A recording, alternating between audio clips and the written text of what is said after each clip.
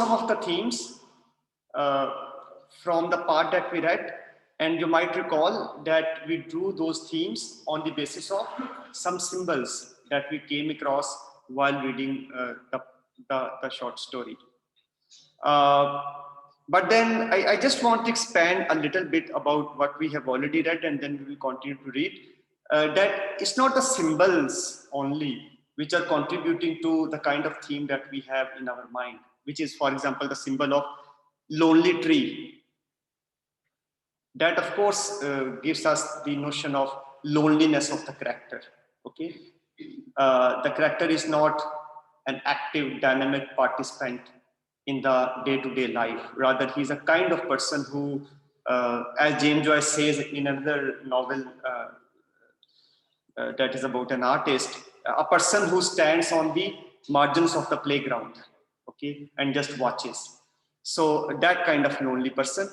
I wanted to just kind of highlight, I'm sure you all observed that the setting of the story also contributes to this theme of loneliness.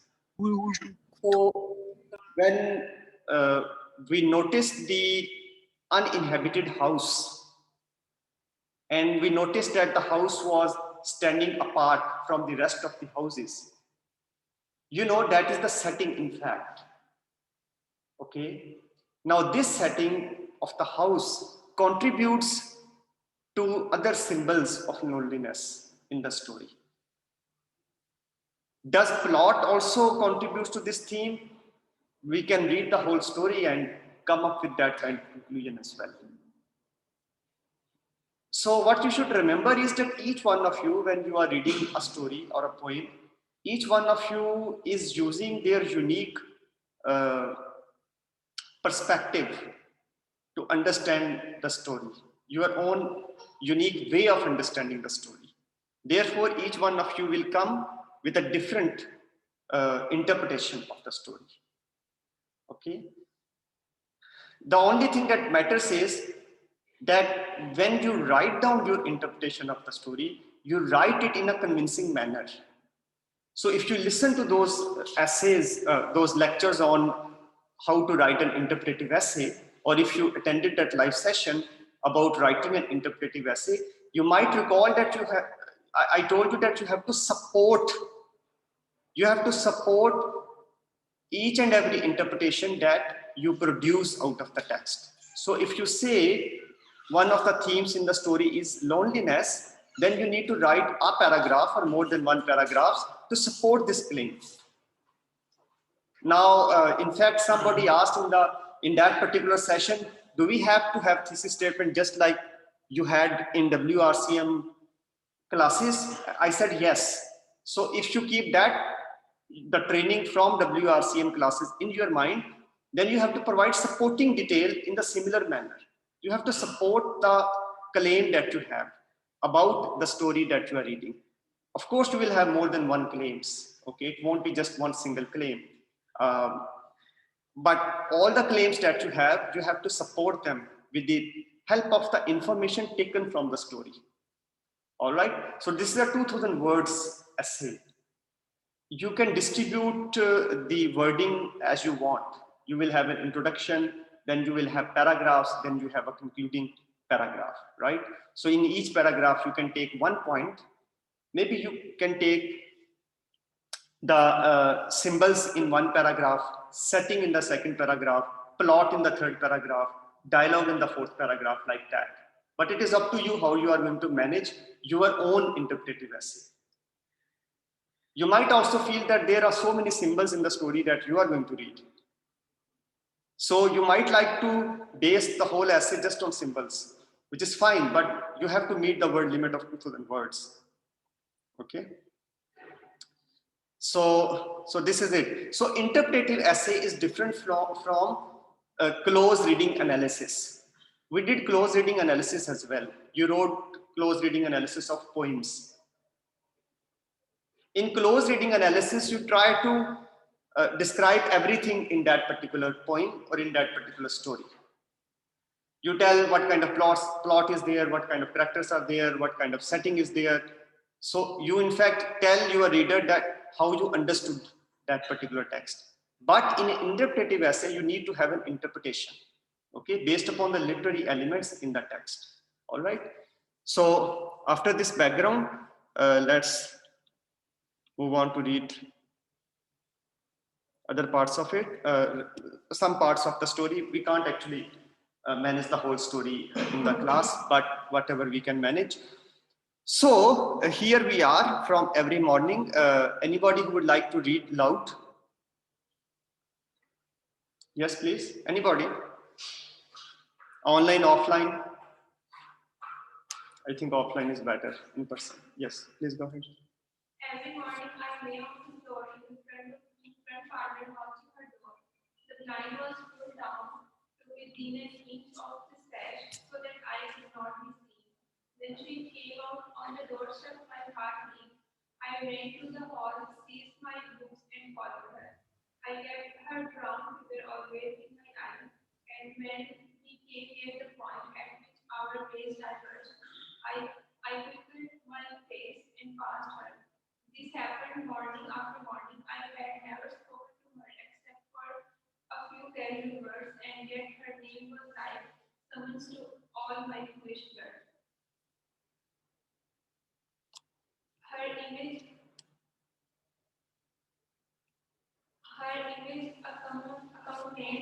accompanied me in the places the most hostile to romance.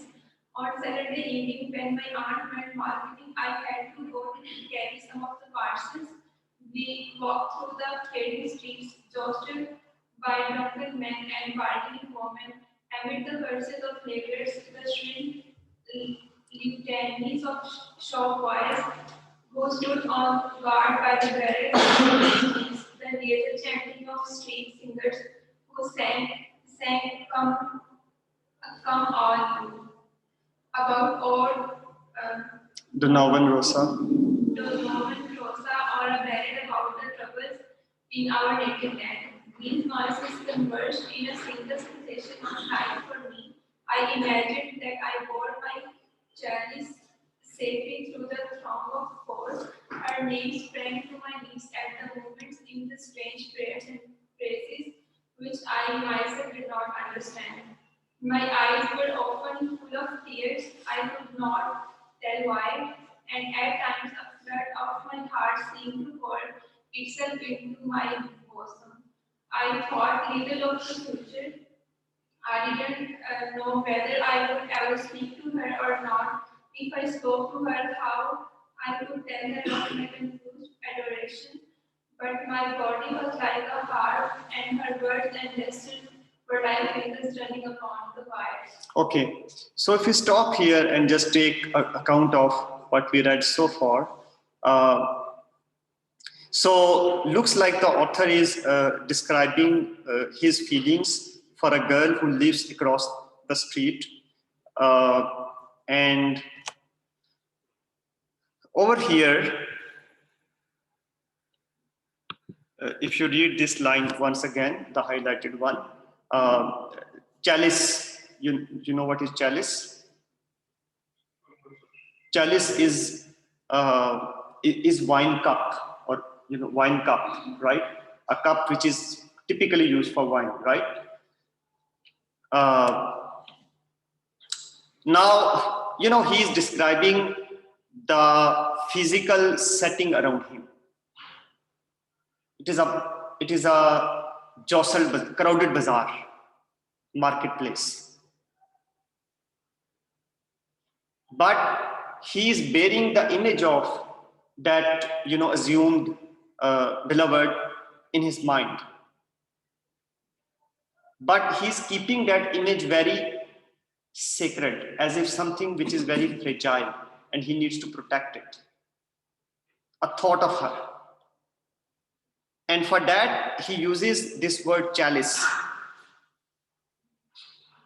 The wine cup is very fragile, made of glass. And if you are in a battlefield, you are holding the chalice in your hand,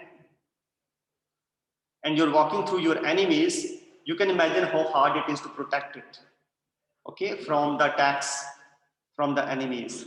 Okay, so probably you can easily save yourself, but you cannot save the chalice from getting broken, right? So chalice, therefore, now in the part that we read, there are two elements, literary elements, which convey to us a certain theme. One element is that of the setting, which is the crowded bazaar. And with reference to that setting, his response to that setting, which is that he feels that he is something sacred, something precious in that crowded marketplace. And what is that something precious? The image of his beloved. I mean, so the setting, therefore, gives us this idea that one of the important themes,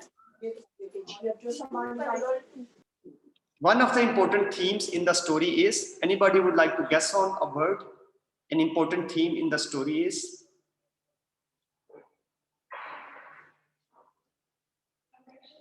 affection. Good. Can you use some other word instead of affection? I mean, in addition to affection, affection is, I think, is a relevant theme. There is confusion, but you know, that is not an intellectual confusion. Okay, this is not an intellectual confusion. What kind of confusion is there?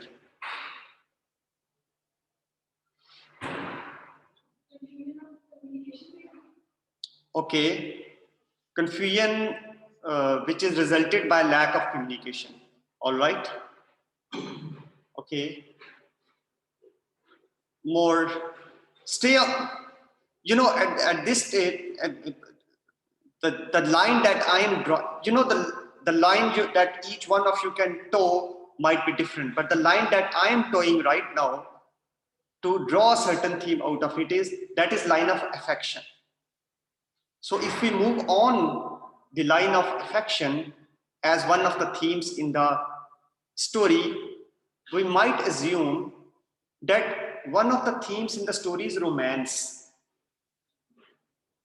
Okay, and romance cannot be theme of any story, you know, but this particular story seems to tell us that this young man has a romantic obsession with a lady.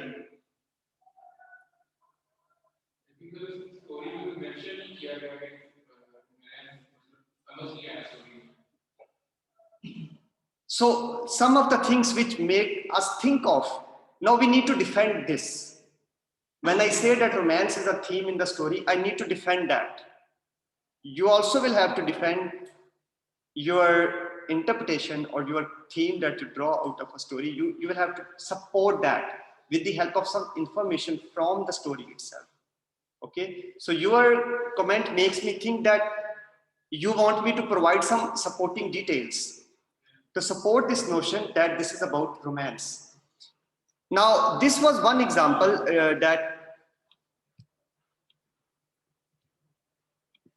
I was trying to, you know, convey to you. This is the first one, but then I want to continue with that. So the image of chalice, okay, chalice being a cup of wine, right? And a cup of wine is a symbolic expression of romance rather than tragedy. All right, but I need to continue. I need to provide supporting details. So if you read the line right after that one, this one, her name sprang to my lips at moments in strange prayers and praises which I myself did not understand.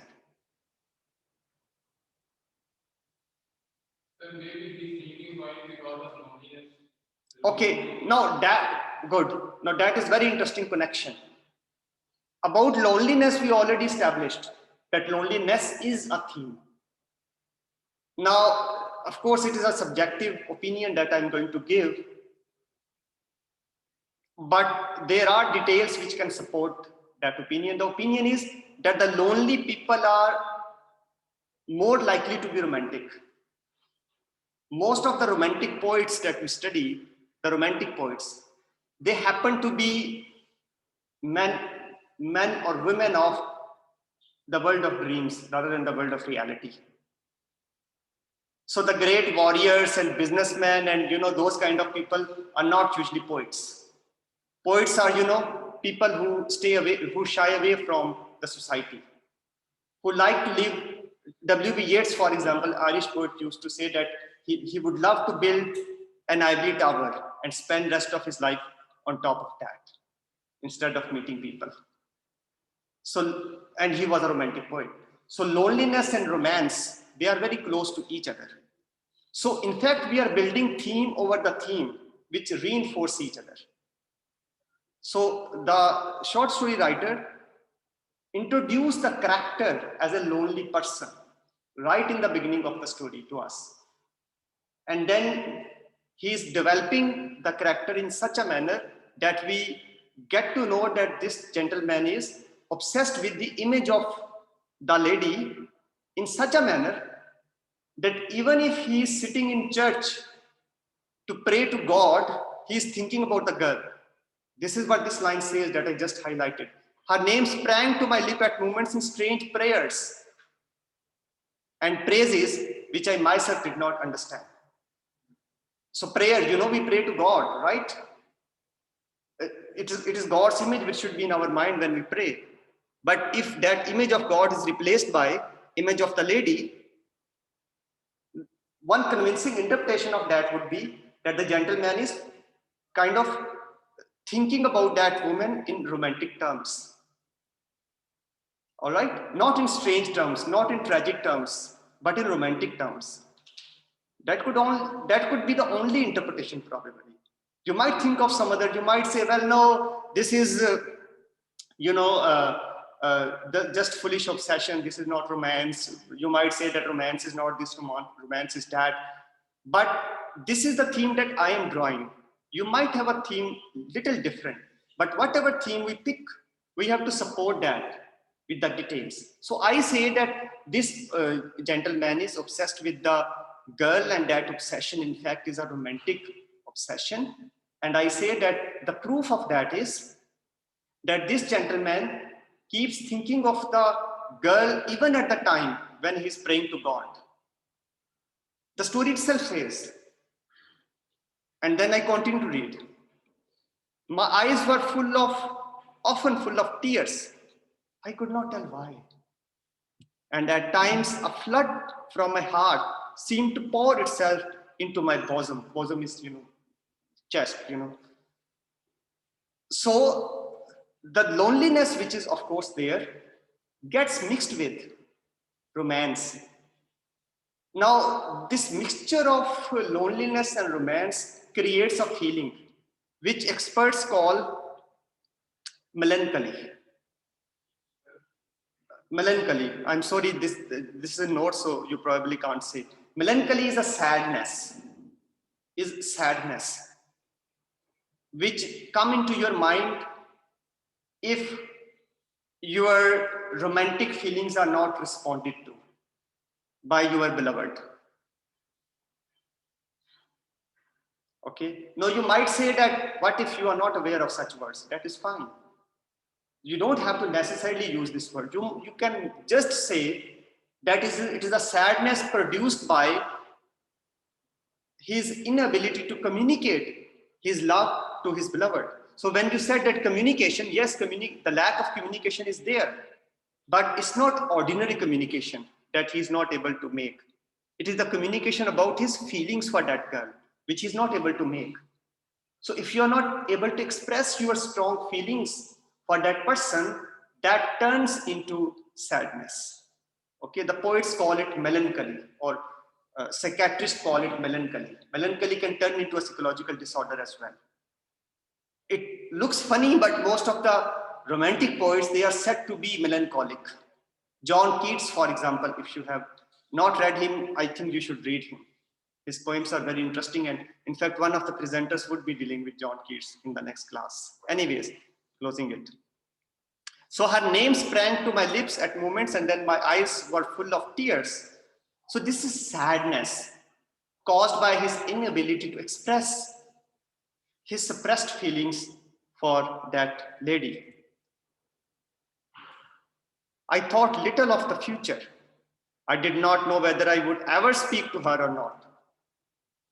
So a complete lack of confidence, right? Or if I spoke to her, how I could tell her of my confused adoration.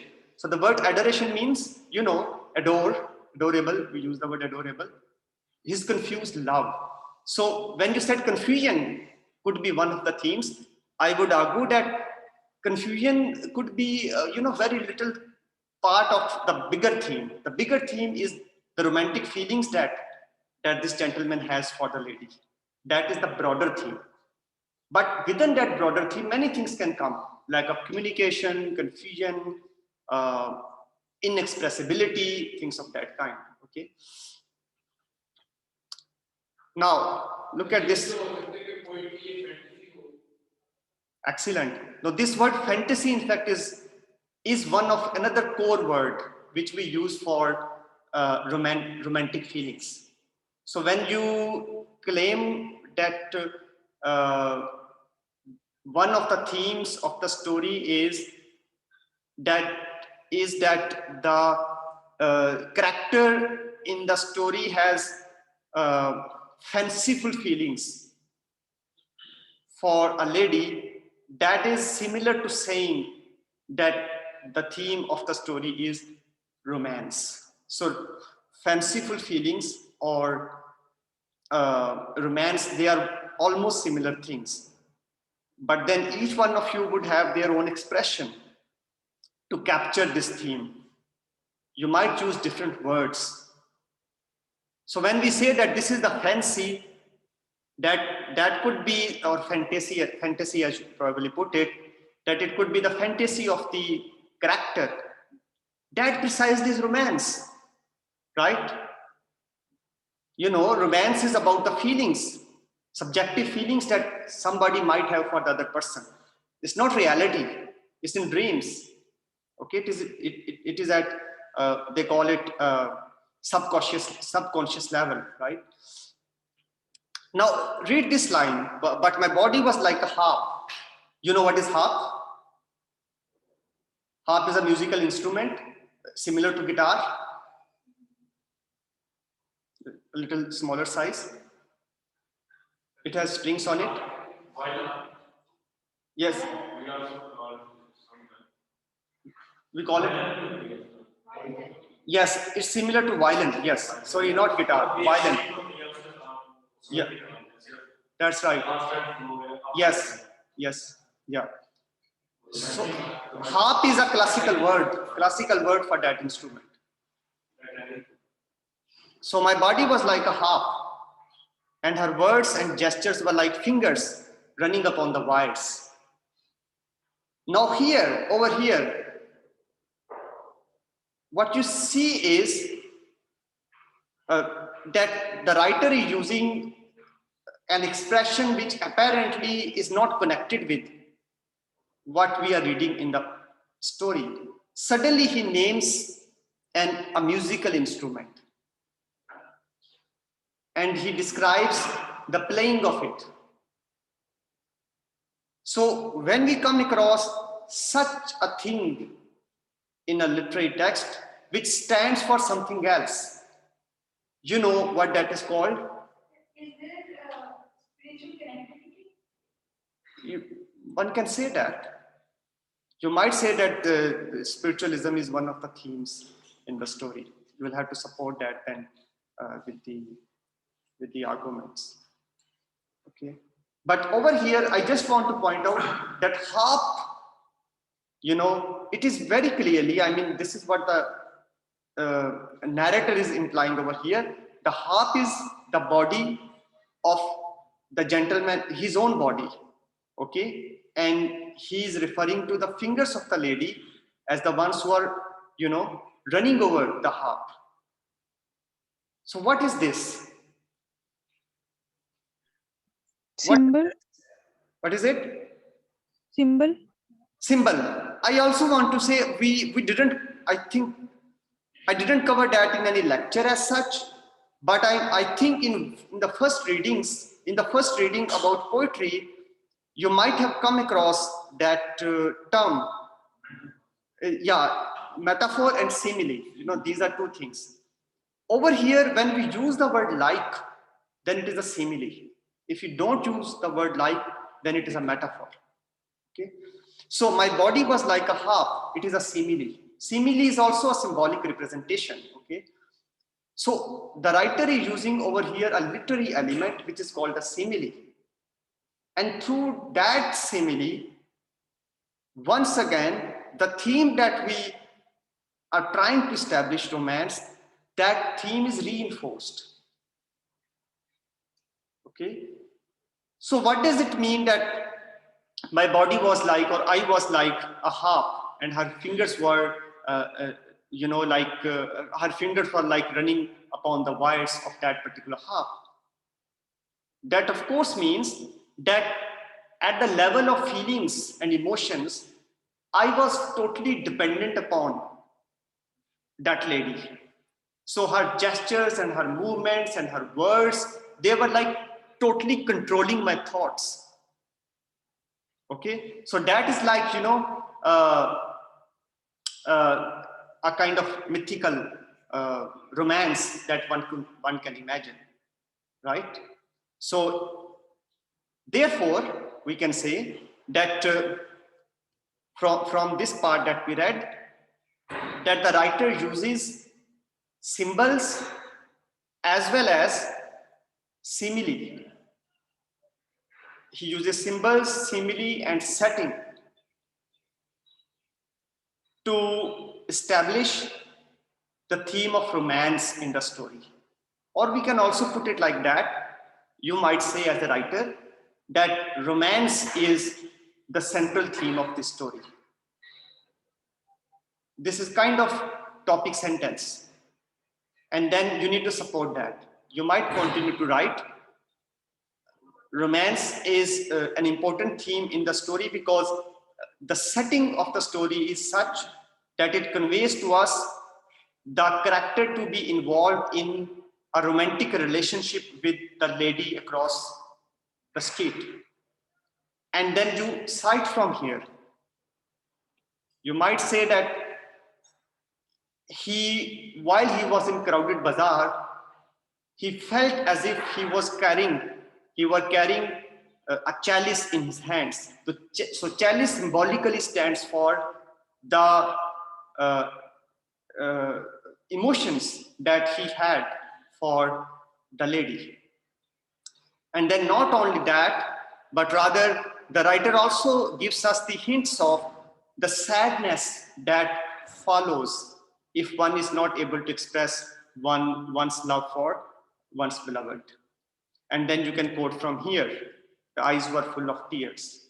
And finally, you can say that the writer uses a simile to convey to us this idea that the narrator is in a romantic relationship with that lady, and he uses the symbol of harp, and he conveys to us this idea that that the narrator's emotions and feelings are in constant control of the image of that assumed beloved. All right. So online students,